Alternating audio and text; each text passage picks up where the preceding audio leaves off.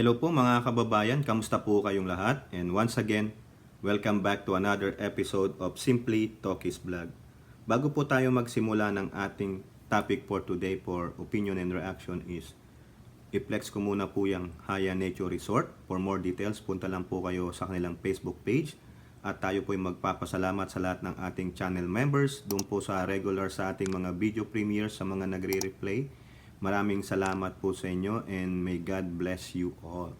Ang pag-uusapan po natin mga kababayan ay tungkol po dito sa good news ng PBBM admin. Ito po yung mga balita dito sa Presidential Communication Office official Facebook page, lalong-lalo na po doon sa mga pledges and investment na nakuha ng Pangulo during his presidential visits sa iba't ibang bansa. And also, isasama rin natin dito yung update lang po tungkol sa mga ating OFWs diyan po sa Israel, no? Yung kaguluhan po diyan, ano po ano diyan sa DENR kung saan merong budget hearing na naman si Senator Cynthia Villar. At ganun din po sa nangyayaring hacking sa ating mga government agency. Sino po yung nagki-claim na yan? Kasi yung una merong nag-claim, tapos may nag-claim na naman ng pangalawa na nag-hack po ng HOR, yung House of Representatives. At ano po ang sinasabi ng isang senator tungkol dyan? No, so unahin po natin muna itong sa Philippine Presidential Communications Office. Ito po yung mga larawan na yan. No? So dahil sa pagbisita ni Pangulong Ferdinand Marcos Jr. sa iba't ibang bansa, umabot na sa 3.94 trillion pesos ang investment pledges simula noong 2022. Inaasahang magbibigay ito ng iba't ibang trabaho at oportunidad sa mga Pilipino. So umabot yan na 3.94 trillion piso ang investment pledges. Pero doon po sa ating previous vlog na kung saan meron pong 427 billion piso na ang inaprubahan ng Board of Investments, mostly sa renewable project and mostly are from Germany. Number 1 po ang Germany na nag-i-invest sa atin for renewal project. Ibig sabihin na aprubahan na po yung mga nag-a-apply to do business in our country, which is total amount as of last Monday, 427 billion pesos. Sundan nyo lang po yung vlog natin. Pero ito po, in total, ito po yung 3.94 trillion peso na foreign investment pledges. 3.94. Ang laki po niyan. O tingnan nyo po, Singapore, Thailand, the Netherlands, Indonesia, USA, Belgium, Japan, Malaysia, Singapore, China, and then USA again, and then Indonesia again. So, ang dami po, no? Kung talagang gusto nyong bilangin yung numero na yan, kung magja-jive dyan, puntahan nyo lang po yung Presidential Communications Office. At sinasabi po dyan na ang opportunity ng trabaho ay napakarami, no? 3.94 trillion, aalis pa ang Pangulo, pupunta pa ng Saudi yan. Di po ba? Tama, mali. Oh. Okay? So, tapos, basahin lang natin yung nandito sa Philippine News Agency. Ito po. Philippine hits 1.4 trillion pesos approved. Oh, yung kanina, foreign investment pledges. Tapos yung isa kanina, sinabi ko rin sa inyo, 427 billion Board of Investment approval. Ngayon, sinabi dito, 1.4 trillion approved investment since start of PBBM admin. Nadagdagan na. The Philippines has registered 1.4 trillion pesos in total approved investment since the start of the Marcos administration. The figure was presented by Trade Secretary Alfredo Pascual in a sectoral meeting with President Marcos Jr. Pascual reported to President Marcos the significant increase in foreign investment approvals by Board of Investment and PEZA, Philippine Economic Zone Authority. The approvals were just $1.1 billion in the first half of 2022 and rose to $3.3 billion in the second half of the same year. So, yung 3.3, kayo nang balang mag-compute sa peso niyan. During the meeting at Malacanang, Pascual said the foreign investment approvals will be realized over time. Since the beginning of the Marcos Jr. administration, we have seen a substantial increase in approved foreign investment. The future looks promising, Mr. President, given the rising trend in foreign investment approvals by the TTI investment promotion agencies. BOI and PESA, in addition, we continue our efforts to promote the Philippines as an attractive investment destination. O, sino na yung nagsasabi? Walang nangyayari. Tanong-tanong din. Di po ba? O ito, inulit-ulit lang. Si Undersecretary ng BOI na si Rodolfo. Rodolfo said about 427 billion of the 734 billion investment approved by the BOI are foreign investments, while the remaining 307 billion are local investment. Nakita nyo? So 734 billion pa lang inapprove nila. Yung 427 billion ay foreign. Tapos yung the remaining of that, kayo na mag-compute, 307, ay local investors. O, kita nyo? Tapos sasabihin ng iba, wala daw ginagawa, walang kwenta yung kanyang mga trip-trip. Mokong talaga. Talaga para lang makasira, no? Sa gobyernong ito. Grabe, eto pa po, no? Sa balita rin ito. Meron din po ito sa Presidential Communication Office Facebook page, official po, no? Pero babasahin natin sa Philippine News Agency. Kasi po nagpalit po, changing of the guard ng Presidential Security Chief, no? Eto po. PBBM to new PSG chief. Help me protect Philippines. President Marcos on Wednesday called on newly installed Presidential Security Group Brigadier General Jesus Nelson Morales to help him in protecting the Philippines under his watch.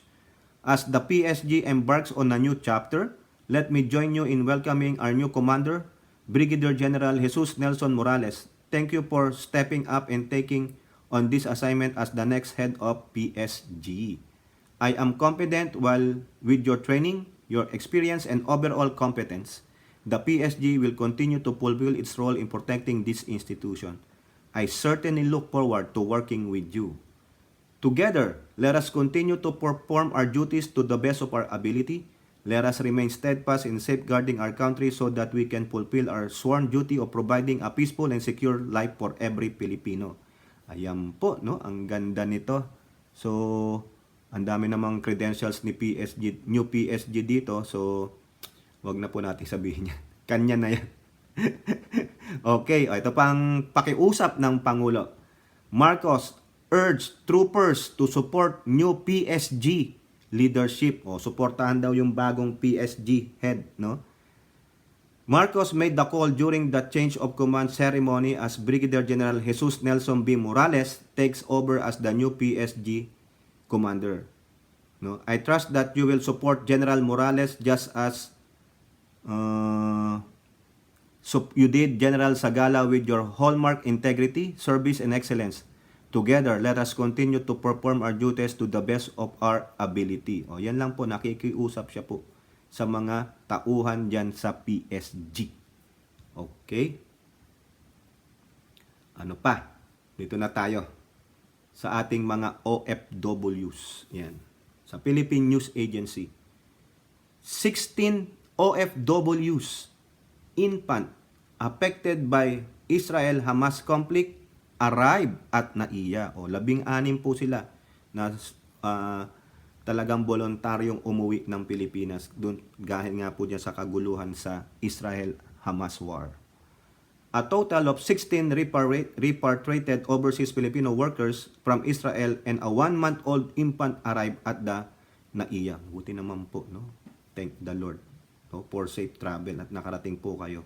Nakaalis po kayo kasi hindi nyo alam kung anong mangyayari. DMW in charge Undersecretary Hans Leo Kakdak together with the officials from the OWA, the DSWD, the Department of Health, TESDA, welcomed the OFW. Upon arrival, the OFWs immediately received financial assistance and were assured by the various government agencies of other forms of assistance. Nandun din si Tulpo sa larawan, no? Ayos, ha? Bukod sa financial assistance habang kayo ay nasa Israel, kami rin po ay magbibigay ng 50,000 pesos para sa inyo Sasagutin din ng OWA ang inyong transportasyon hanggang sa inyong mga probinsya at kung connecting flight hanggang sa hotel accommodation kasi ganyan naman namin kayo kamahal. Oh, aba, hindi po ba pangangampanya na yan? Ayan po ang sabi ni OWA Deputy Administrator Hani Kino. Other agency present during the arrival also committed to helping the repatriated OFWs. Sama-sama, di ba? Tama ang sabi ng Pangulo. Lahat ng agencies na may connection dyan sa ating mga OFWs, mag-hand in hand kayo. Tulungan sila.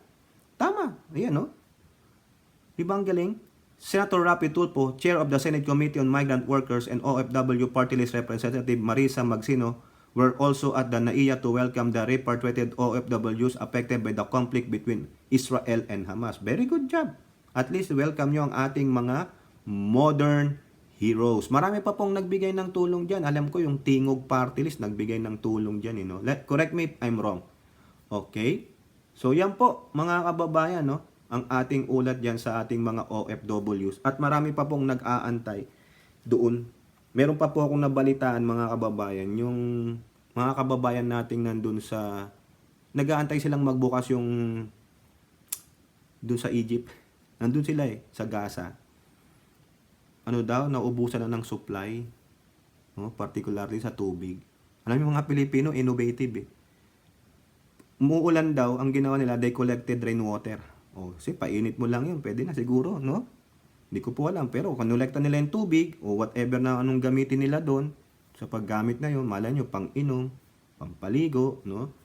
At least, innovative sila, alam nilang gagawin nila. Survival, di ba? Eto na po, punta na po tayo kay Madam Cynthia Villar, kasi nag-hearing na naman siya kahapon. Hindi na po ito sa Department of Agriculture, tuwan-tuwa ako doon kay Madam Villar, yung, bobo ba tayo? Mahihimatay ako sa inyo, sabi niya.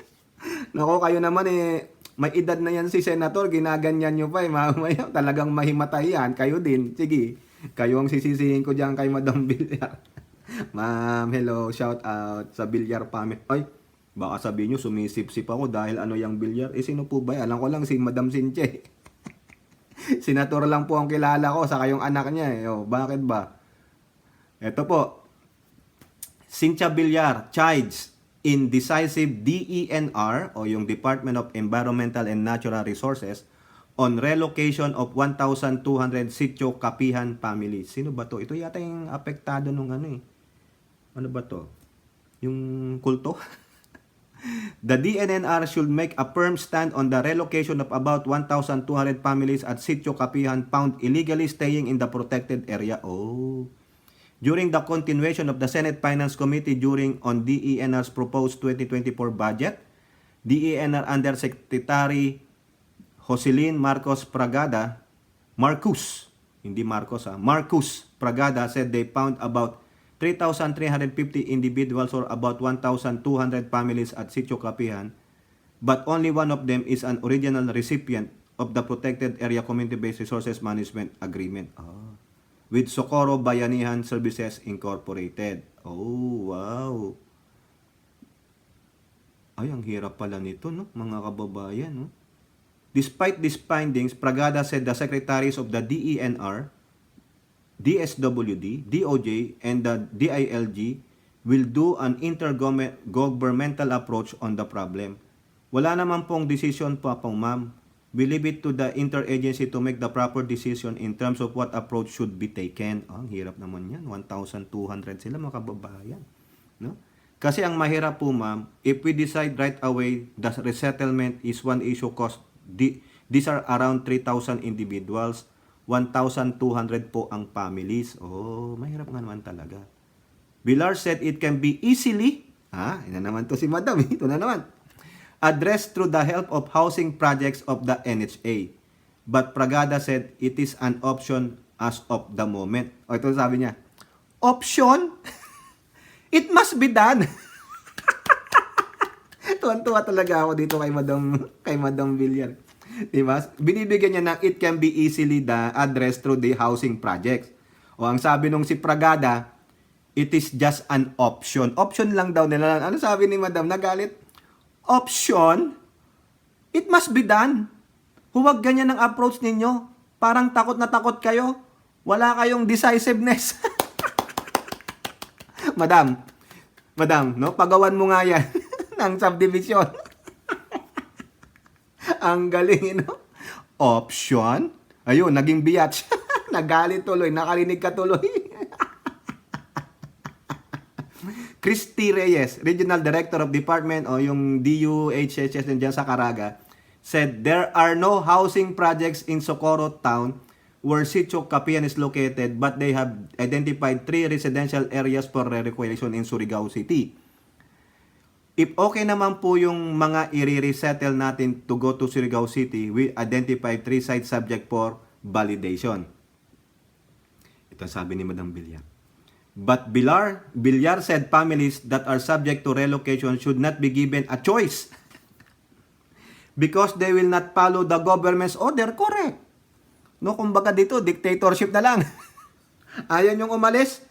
Pa-percent namin kayo umalis. Oh, di ba ganon? Ano nang gustong mangyari ni Madam? Option pa, option. Ibinibaby nyo eh. Kayo rin eh. No, kayo sa DENR dyan, o sa DUHHS, whatever na pangalan nyo, DUSUD, o whatever, yung housing resettlement. Huwag nyong i-baby. No? Kuha kayo ng injunction dyan, paalisin sila dyan. Diba? Ay, nako. Pag ganyan ang decision ninyo, now we leave it to the committee, ganyan, walang mangyayari dyan. Walang mangyayari dyan, but you said they're not legal, di ba? Isa na lang ang legal doon, di ba? O di meron na kayong basis to do it. Tama naman. Hindi sila legal. Isa lang ang legal doon na may papeles. O, di palisin nyo, illegal sila eh. Illegal settlement. Illegal occupants. O, di ba? Sabi nga ni DND Chief, doon sa mga checkwa, illegal occupant, kayo ang illegal dyan. O, takot kayo. Ano bang kinakatakutan ninyo? Kayo ang nasa gobyerno. No? You know, somebody has to decide what to do. Hindi pwede yung, kaya minsan mahirap pa yung maraming nagdi-decide, lalong hindi makaka-decide. Tama! Ang galing nito, ang galing. DENR Secretary Maria Antonia Yulo Loizaga explained that the work is ongoing, but the DSWD is concerned because most of the individuals in the area are children. Still, Villar said the government can build homes for the children. Alam mo, pag ganyan ang attitude ninyo, hindi nyo masosolve ang problema. Dapat somebody has to decide and to do it. Kaso ang daming nagde-decide, kaya walang ma-decide. Ang galing. Bilib ako dito kay Madam Villar. Tama yan, birahin mo sila. Sana nandiyan pa si Madam, si Madam Miriam. Ang galing sana nito. Eto pa, patuloy pa rin sa DENR pa rin. Cynthia Villar questions deep in DENR National Greening Project budget. Senator Cynthia Villar on Wednesday questioned the decrease in the funding of the DENR National Greening Project after she sought proper accounting of it last year. Before, ang budget ninyo sa greening, 4.5 billion. Nung pinalalagay ko na sa protected area, lumiit. Bakit lumiit? 2.6 lang ito. Ayan, sabi niya. Kaya minsan naiisip ko, madumi isip ko eh. Ano ba naman to? Nung greening na walang accounting, okay sa inyo yung 4.5 billion, o di ba? Nung greening daw, yung pagpapalago ng mga puno siguro to, no? Greening eh. Okay lang yung 4.5 billion. Nung walang accounting eh. Nung maa-account na dahil nilipat sa protected area, pinaliit ninyo kasi you will be accounted for. Kaya pala, napapadumi ang isip ni Madam Cynthia Villar. Ayos. Kita niyo yung kagaguhan ng mga sa gobyerno natin, ha? Nung walang accounting sa greening, 4.5 billion. Siyempre, walang accounting eh, di ba? Oh, sige lang, gastos lang, kupit dito, kupit doon. Malay nyo lang, ha? I'm not accusing. Ha? Pero nung pinalipat na may accounting na, lumiit na ang budget. O di ba? Sinong hindi dudumi ang isip? Kasi po green. O green-minded ako. Natutuwa talaga ako dito kay Madam Villar. Villar went on to told the DENR, hindi ko maiwasan na na yung isip ko ganyan. Nagdududa ako eh. Kasi pag ikaw nagmamanage ng business, kailangan maduda ka. Kasi kung hindi ka naging maduda, lolokohin ka. Correct. 'Di ba? Business minded si Madam. Natatawa tuloy ako dito. Ang galing, ang galing niyang mambira.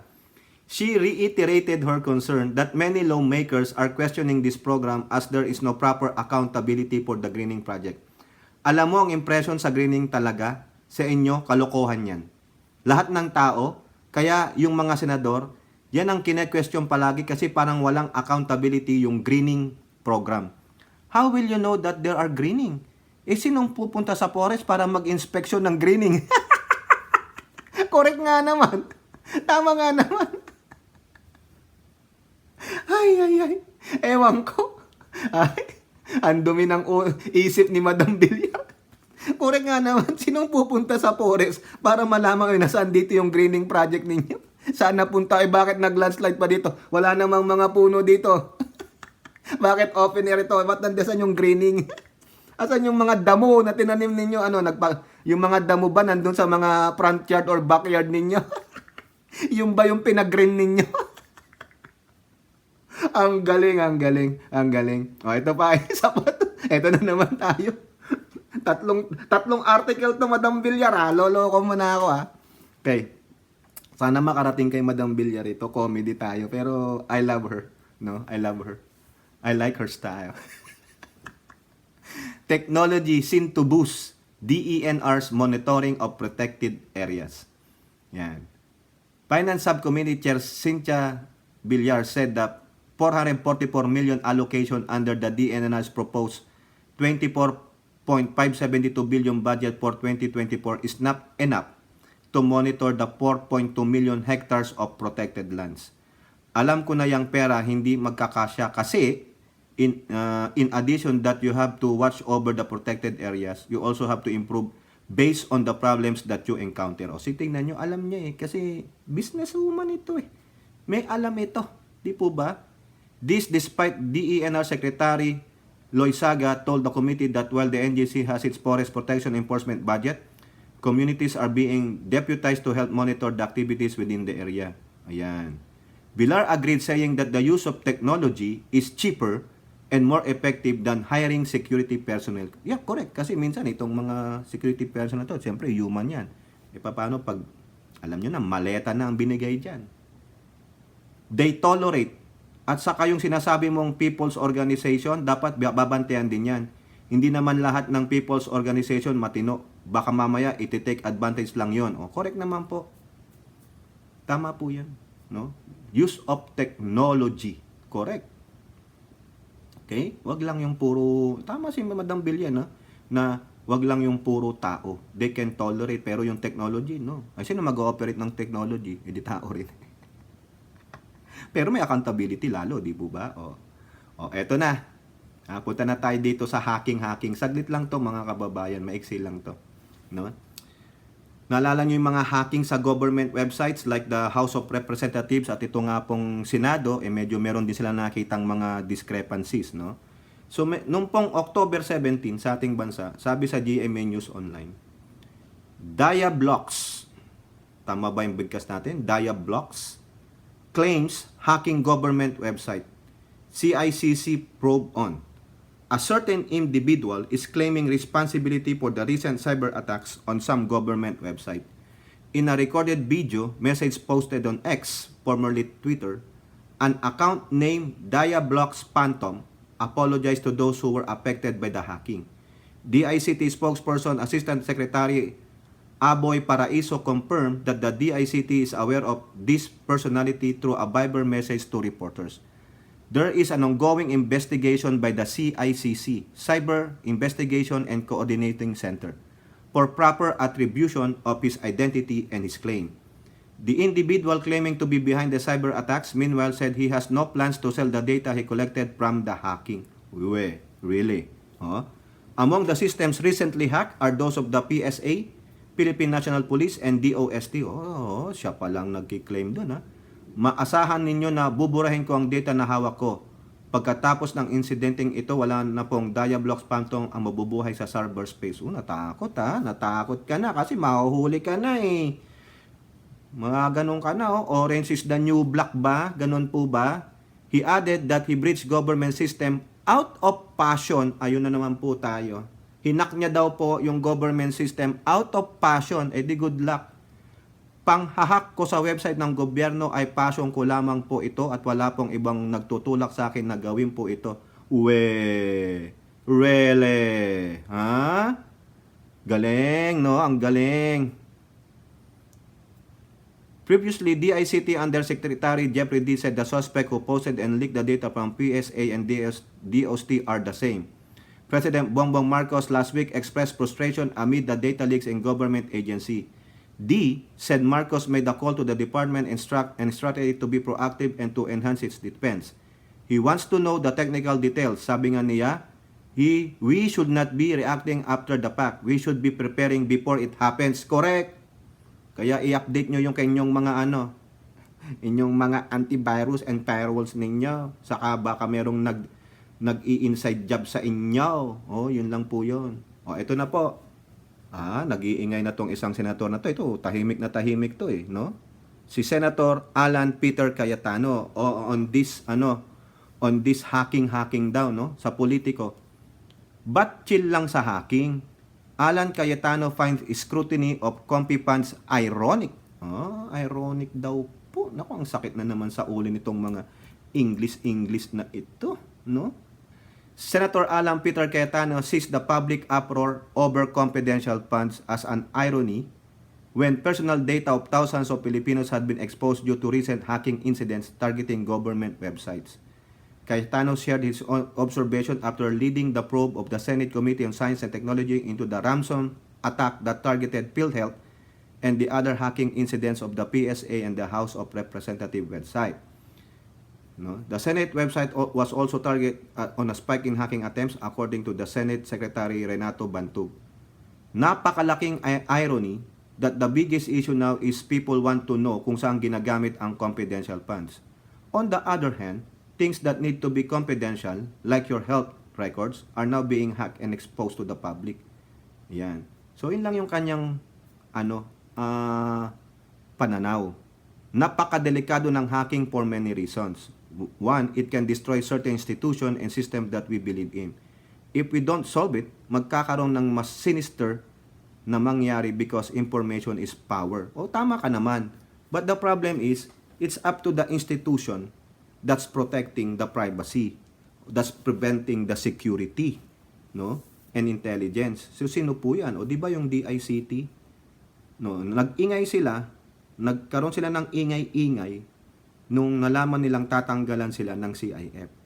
No, sa akin lang pong opinion 'yan, ha. Pero they want it. Sa akin ding opinion, kailangan bigyan. Bakit tinanggal ng House of Representatives?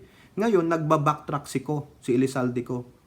Nais niya ng bigyan. Malamang po yan sa BICAM kasi sinasabi na rin ni Ejercito, no? Sila Angara, yung mga proponent na supporter niya, si Villanueva, bibigyan nila. Kasi that is an intelligence gathering, eh. Kailangan mong malaman. Sa akin din, ironic din na kung saan nung tinanggalan sila, saka lumabas itong mga hacking. Di ba? Ganun lang. Kung walang ingay, di ba, sabi nga nila, nag-ingay, magbigyan pansin, bibigyan. Pero itong mga kay Sara Duterte, nag-iingay on the wrong reason. Ichina-chastise nyo, eh. Di sana iningay nyo yung sinabi ni Sara Duterte that she will use it too. Yung sinabi niya sa tatay niya. Ganun sana, in-improve ninyo. Hindi yung binanatan nyo yung House of Representatives. Ito namang si Alan Cayetano, ganun din na sinasabi niya. Bakit kayo nag-iingay? Maingay kayo sa confidential funds. Pera po yan. No? Mas mahalaga sa kanila ang pera kaysa sa leak information nila. Na confidential. Ayaw na nila ng confidential. They wanna expose it all. Yun lang po yun. Ayun ang irony doon. Ikaw naman, There's no more irony. No? They don't want any more confidentiality. They want to expose it all. O, yun lang.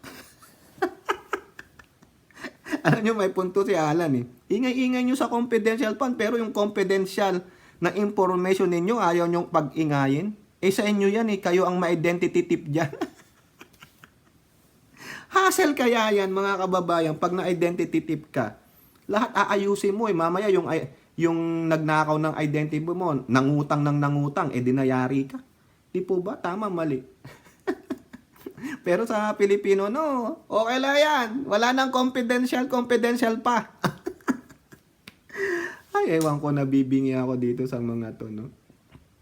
So, hopefully, mahuli po ito ng ating ahensya kung sino man yung mga Medusa group na yan sa kayang Diablocks.